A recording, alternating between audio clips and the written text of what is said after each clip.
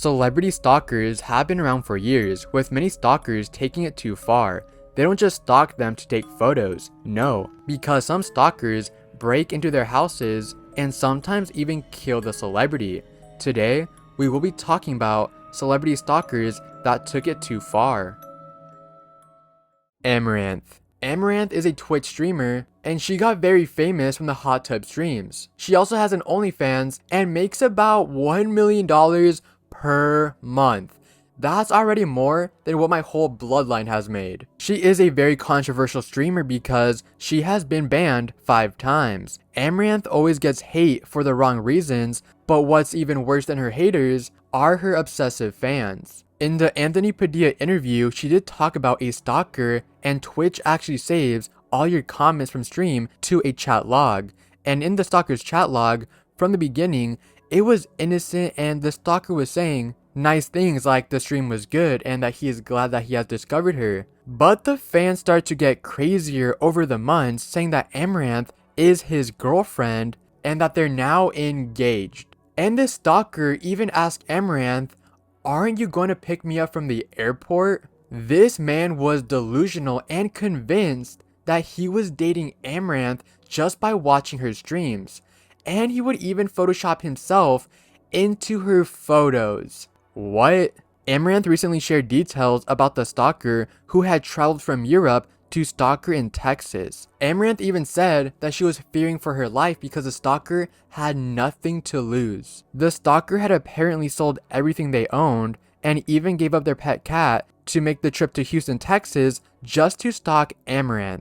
And the stalker camped out at a Starbucks right next to her P.O. box so he can spot her going into the post office to pick up fan mail. Then on June 13th, 2022, the stalker got arrested for trying to break into her house. Amouranth called the police, but one cop was pretty rude to her, and the cop even put her on hold for 30 minutes. But luckily, Amouranth had her own armed security to protect her. There is another story of another Amouranth stalker because one stalker went to her house and set fire to one of her trash cans, and the fire was inches away from her house, and yeah, it could have burned down her house, but luckily it didn't. Sasaeng letter. Sasaeng fans is a K-pop term meaning an obsessive stalker fan. On my community tab, I did ask you guys for stalker stories to talk about for this video, and I got so many Sasaeng stories, which I'm planning on making a spin-off video to this one, but this time only talking about Sasaeng fans. But in 2007, a Sasaeng fan sent a letter to Teacyeon, a member of a K-pop group called 2PM. The letter looks somewhat normal, but it was actually written in period blood. At first, people thought it was a troll and that the letter was actually written in paint. But then the person who wrote the letter showed proof. And for obvious reasons, I can't show the proof because, lots of Kool-Aid. The letter translates to, "I dedicate Teacyeon my period blood letter. Okay, Teacyeon, you cannot live without me. Sprinkled with a few strands of my hair." Of course, a lot of 2PM fans were mad and disgusted that the person who wrote the letter had to make an apology letter. But her apology is the most bland apology to be ever created. I am not even gonna waste my time just to read her apology, but at the end of the apology, she says that she is not a Sasaeng fan, but just an obsessive girl. Bruh, obsessive fan is the definition of Sasaeng. She just contradicted herself right after her apology. She didn't technically stalk him, but like either way, that letter was stalker activity. Sonya Deville. Sonya Deville is a WWE superstar, and a fan broke into her house trying to take her hostage. I used to be heavily invested into WWE when I was younger, and I can say for a fact that WWE fans are one of the most touchiest and horniest human beings to ever walk this earth. I'm not saying that all wrestling fans are like that, of course, but the small minority, they love to shine through and give a bad reputation to wrestling fans. Like, I wouldn't be surprised if you searched up WWE onto Reddit and the first 2 subreddits would be tribute pages. On August 17th, 2020, Philip Thomas planned to take Sonya hostage by spraying pepper spray, wrapping her arms with duct tape, and even to zip tie her hands so he could kidnap her. Before this, Thomas would plan his break-in 8 months prior and would even send threatening messages to Sonya on social media. Luckily, Sonya is okay and she was not harmed because Philip did trigger the alarm from the house, which then the police arrested him and he will be serving life in prison as he should. I usually have my intros in the beginning of the video, but I just want to quickly say thank you so much for 60,000 subscribers, and of course, big thank you to Canela for reacting to my video on her stream. And I don't want to act like Dream, but 90% of my viewers are not subscribed to me. Like bruh, we would have been at 100k by now and the tough collab would have happened already. So please watch to the end of the video, and if you think I earned your subscription, don't forget to like and subscribe. But other than that, let's get straight into this video. Taylor Swift break-in. On April 20th, 2018, Roger Alvarado got arrested for stalking and breaking into Taylor's Manhattan apartment. There was a broken window, the man had break-in equipment, and the man slept on Taylor's bed and even showered in her apartment. Luckily, Taylor Swift was not home, but when Roger got arrested, he only served 6 months. But when he got out of jail, he did it again, breaking into Taylor Swift's home for the second time. And when he got arrested for the second time, an interviewer asked him if he will ever do it again. And Roger openly said, yeah, he will break into her house again and keep on doing it. And guess what? That's what he did. He broke into Taylor Swift's apartment for the 3rd time, and he will now be serving 2 to 4 years in jail, which in my opinion, it should be way much longer because once he gets out, he's going to do it again. So like might as well have him in jail for the rest of his life just to keep Taylor Swift safe. Paula Goodspeed. Paula Abdul is an American singer and hosted American Idol from 2002 all the way to 2009. One fan by the name Sandra Goodspeed was so obsessed with Paula that she would draw life-size drawings of Paula daily, and Sandra claimed that Paula was the first ever drawing she ever drew. And Sandra would sometimes stalk Paula Abdul at her own house. This obsession went even crazier because Sandra legally changed her first name to Paula at the age of 16 just so she can share the first name with Paula Abdul. And to avoid confusion with the two names, I will now be calling Sandra by Paula, which is her new name, and I'll just call Paula Abdul by her last name. Paula's obsession grew even more because she auditioned for American Idol in 2005, which her performance was ass. Big wheel keep on turning, proud Mary keep on burning. And of course, Simon had to roast her. I don't think any artist on earth could sing with that much metal in your mouth anyway. You have so much metal in your mouth. Clearly, Paula didn't win for obvious reasons, but before Paula auditioned, Abdul already knew about Paula's past stalking behaviors, and Abdul actually objected her audition, but executive producers still brought Paula in anyways. Then on November 11th, 2008, Paula passed away from an OD in her car, surrounded by prescribed pills, CDs, and photos of Abdul. And the most disturbing part about this is that they found her car parked a few doors down from Paula Abdul's house, and she was only 30 years old when she passed away.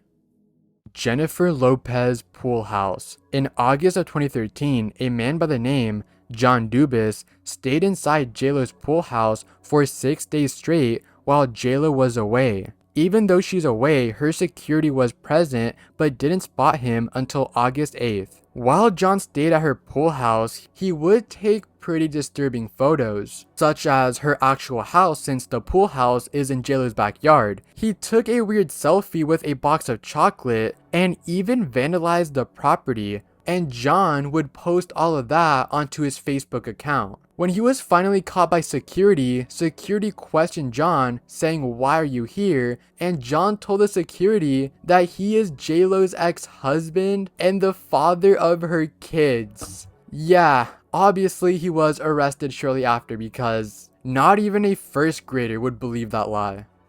Selena Quintanilla. If you do not know who Selena is, what are you doing in life, bruh? She was and still is the queen of Tejano music, but sadly one fan had to ruin it.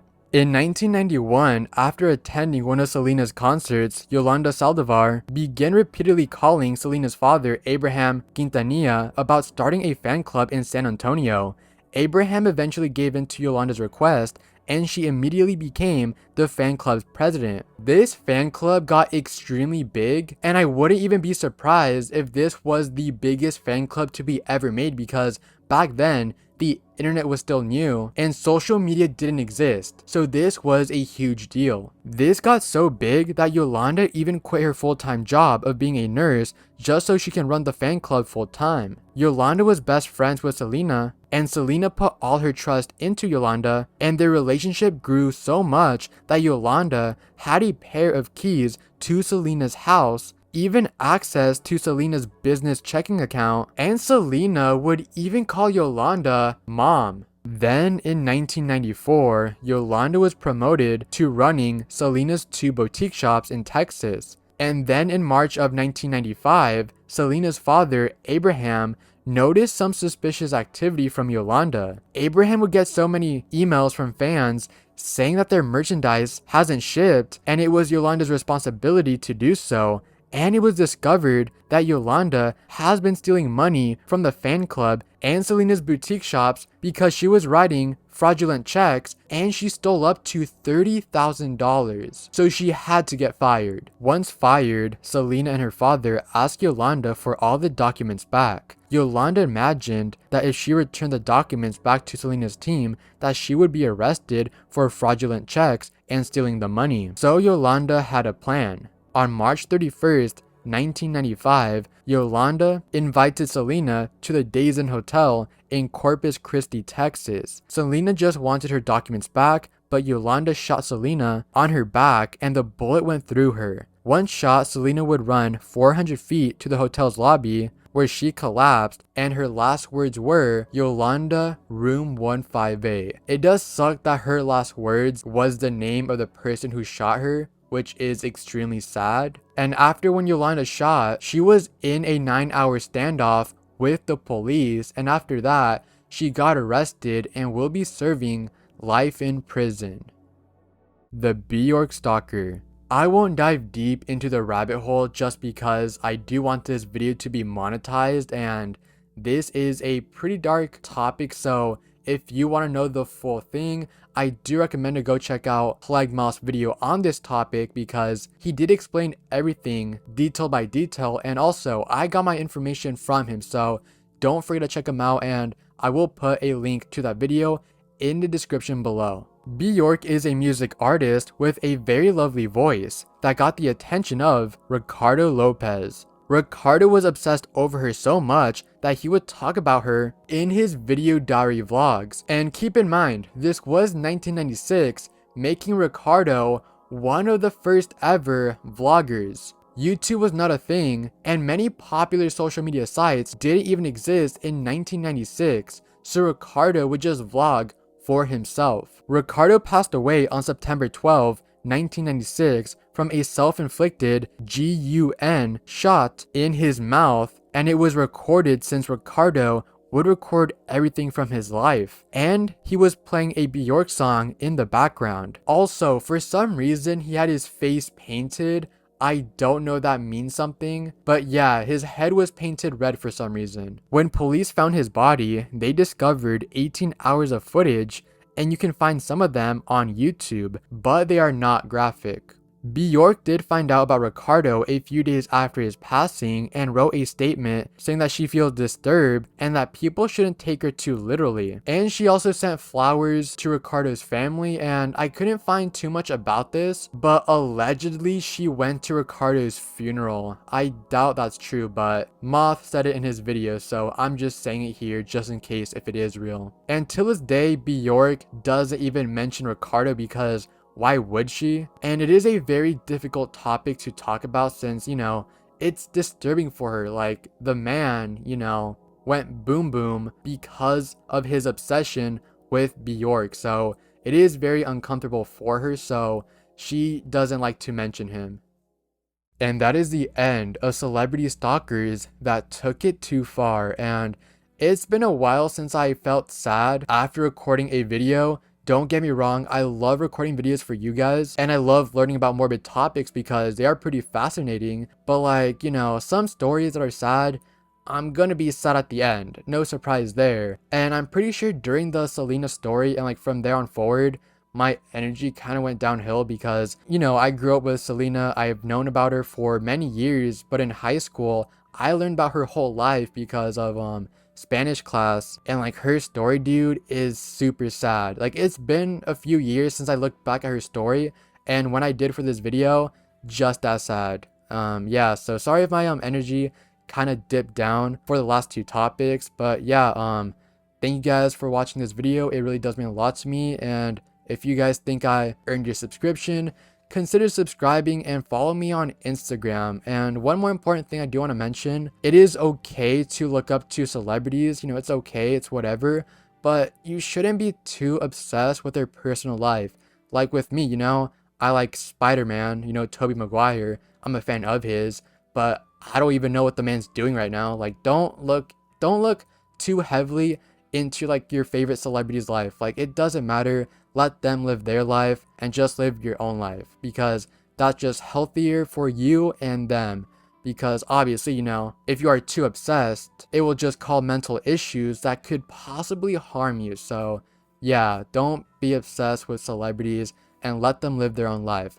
But yeah, thank you guys for watching. I'll see you guys in my next video. See you guys.